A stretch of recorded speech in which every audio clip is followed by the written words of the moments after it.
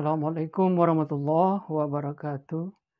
Dengan saya Muhammad Subhan, ME, dosen PEBI.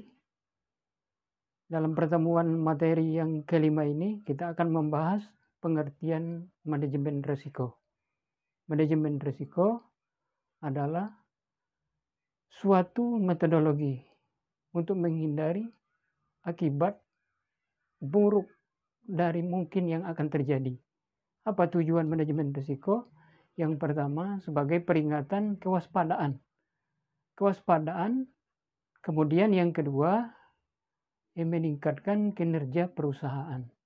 Perusahaan dengan menyediakan informasi lewat risiko yang disebutkan risk map. Artinya, dalam risk map ini, pembuatan strategi untuk menilai sesuatu akibat dari risiko. Kemudian yang ketiga, sosialisasi manajemen risiko. Artinya, manajemen risiko yang akan terjadi ini perlu disosialisasikan oleh sebuah perusahaan untuk mencegah jangan sampai terjadi risiko yang berakibat fatal bagi perusahaan. Kemudian yang keempat, mendorong manajemen agar produktif. Artinya, ketika mengambil keputusan, pihak manajemen perusahaan atau perbankan akan menseleksi bagaimana risiko yang akan terjadi seandainya hal ini diputuskan seperti ini.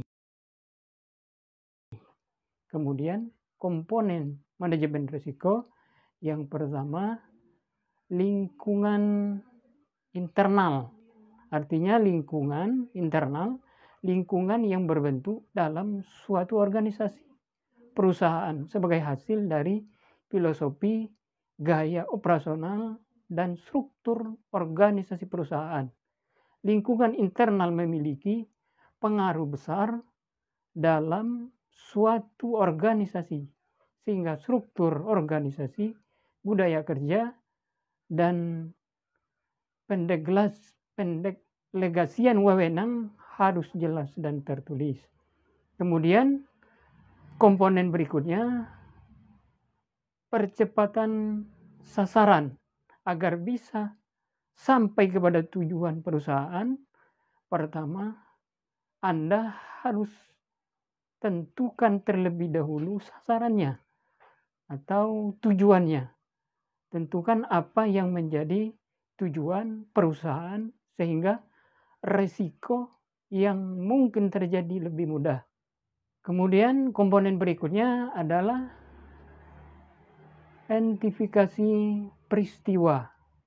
Manajemen harus mengidentifikasi kejadian yang berpotensi yang mengarah kepada strategi dan pencapaian tujuan perusahaan. Kemudian komponen berikutnya adalah penilaian risiko.